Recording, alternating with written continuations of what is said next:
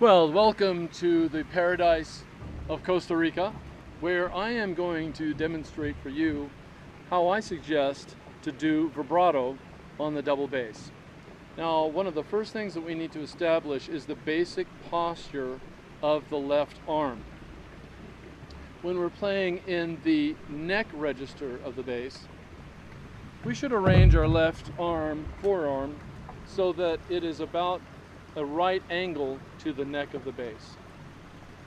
Now, also equally important is our thumb has to directly oppose the finger that is stopping the string. So for example, if I'm stopping the string with the first finger, I need to have the thumb right in back of the first finger. Second finger, the thumb moves down a little bit. Fourth finger, quite a lot. It may take a little bit of training before you start to feel comfortable with having your fourth finger this low. And yes, we do vibrate on the third finger. The thumb will be directly behind the third finger. Now, it's also very important to establish the ideal posture of the front four fingers. We've established the posture of the forearm. We've established the location of the thumb. Now let's talk about the postures of the four fingers in front of the fingerboard. So when we are vibrating on the first finger, we want to imagine that all four fingers are one giant finger. It's almost like we're wearing a mitten, or we've got chameleon hands. So what we do is we stop the string with the first finger, of course, put the second finger on top of the first, third finger on top of the second, fourth finger on top of the third, and you do the vibrato. We'll talk about the vibrato motion in just a second. Now, the posture for the second finger is, of course, we stop the string with the second finger, support the second finger with the third finger on the edge of the second finger, fourth finger on the edge of the third finger, and we pull the first finger away just enough to clear the backwards oscillation of the hand. Fourth finger. We actually stop the string with the fourth finger and the third finger simultaneously, with the third finger right up against the fourth finger. Don't make the fourth finger go it alone. Now we just pull the second finger and the first finger away just enough to clear the backwards oscillation of the hand. A lot of folks have a lot of trouble with vibrating with the fourth finger because of two things. One is they're trying to stop the string with all four fingers. Wow, that's nearly impossible. And the other is that they're leaving their thumb right in the middle of their hand. Nope. Instead, the thumb needs to oppose the fourth finger as close as possible. Again, this may take some getting used to and some training. And we stop the string with the fourth finger only with the third finger right beside it. Now, let's talk about the motion of the left arm in vibrato on the double bass. Fortunately, vibrato on the double bass, and the cello also, is much less complex than the motion of the vibrato on the violin and viola. With the violin and viola, there's a lot of movement inside of the hand and the wrist and the fingers. That is not the case for the double bass. It's really just one giant piece from the finger stopping the string to the elbow. Very important. The elbow needs to stay in the same point in space. We don't want the elbow going up and down like this, right? And by the way, a good way to practice that is to practice with your elbow up against a wall to keep it in the same point in space. Now, the other issue regarding vibrato on the double bass is that the axis of rotation, I'm going to use my bow here as the axis of rotation. It doesn't run through the arm, it runs below the arm. So the arm rotates around this axis that is outside of the arm. In order to achieve this, we need to have our wrist elevated a little bit. For this reason, I actually suggest to start learning this on the E string. In the case of the E string, we really have to have our wrist elevated. And so it's not a doorknob motion like this where we have the axis of rotation running through the middle of our arm. That is not what we're trying to do. Again, we're wanting the axis of rotation outside the arm from the elbow to the finger stopping the string.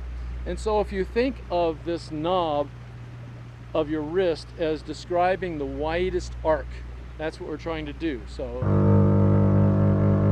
by the way, a good way to maybe start to get a feel for this is to actually do it pizzicato.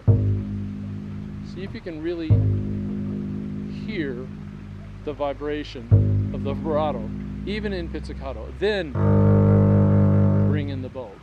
By the way, if you would like some exercises for honing your vibrato, check out the vibrato exercise and the vibrato rhythms exercise in the Dr. Morton's torturous exercises for the double bass, available for download in the description below. All right. So again, let's do each one of the 4 fingers. So first finger, I'm going to make one giant finger like this, and I'm going to want to try to move my vibrato as wide as I can. We don't want a small, little, tight, nervous vibrato. One of the most basic exercises for learning vibrato that I would suggest, let's take a look at the second finger. I'm going to do a second finger on the A string again. Stop the string with the second finger. Thumb is right in back of the second finger. Stack the third finger and fourth finger on top of the second and just pull the first finger back just enough to allow the backwards oscillation. So here's a good exercise for first learning vibrato. You do it really crazy, wide and slow, and you gradually speed it up until you get to a normal vibrato speed, and you definitely don't want to suddenly go into this sort of spastic, nervous, quick vibrato. Nope. We want to control the vibrato. We don't want the vibrato to control us. And then finally you bring the vibrato back down to this very, very slow and very wide. All right, third finger vibrato. Stop the string with the third finger and the second finger. Put the thumb right in back of the third finger.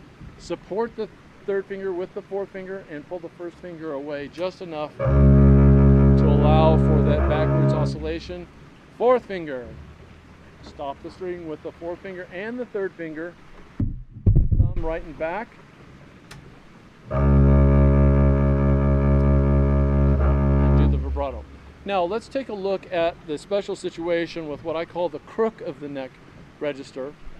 We use the same motion, but because the crook of the neck is a little bit in the way, we are admittedly a bit constricted, especially if we keep the thumb touching the back of the neck. We should learn to do this, but we should learn both ways, with the thumb in contact with the back of the neck and also with the thumb away from the back of the neck. So here we go. Here's first finger. Stack up my 4 fingers like it's a mitten. Second finger, it's all the same postures as before. Third finger, same posture. Now the fourth finger is pretty tough up here, and for this reason I actually start to use the third finger on F sharp, F natural, and even as low as E. I use the third finger instead of the fourth finger because the vibrato is much easier. If we try to do the fourth finger, which we should be able to do, sure, but because that fourth finger is the shortest finger, if we pull it around, we're starting to run into the shoulder of the bass.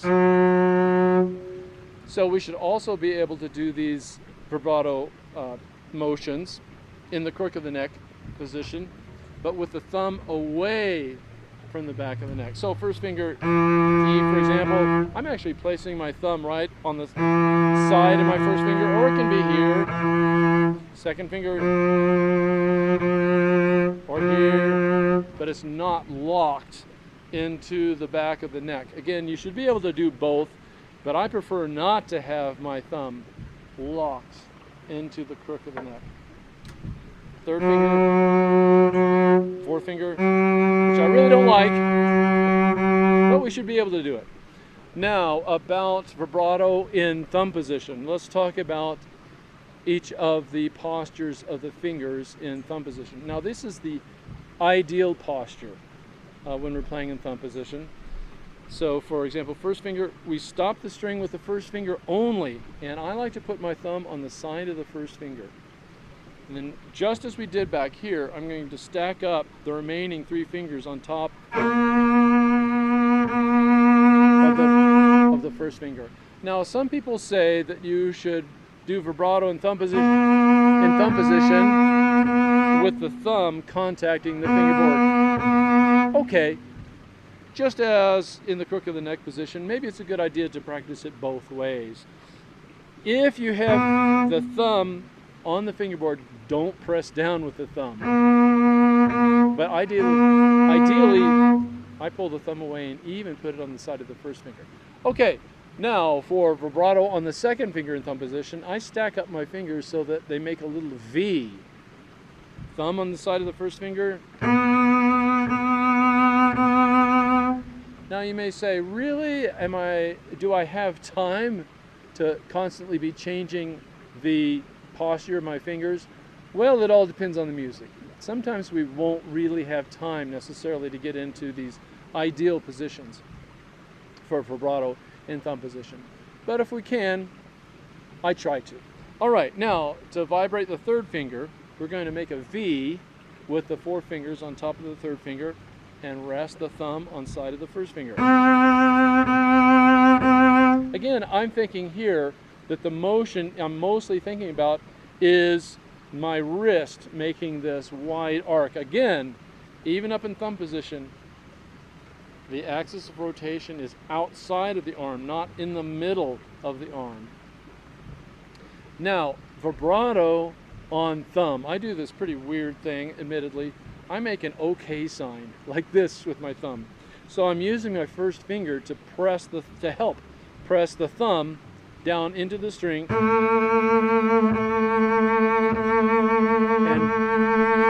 do the vibrato motion.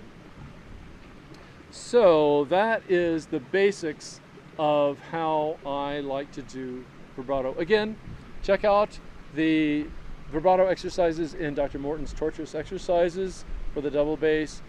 Click in the link below.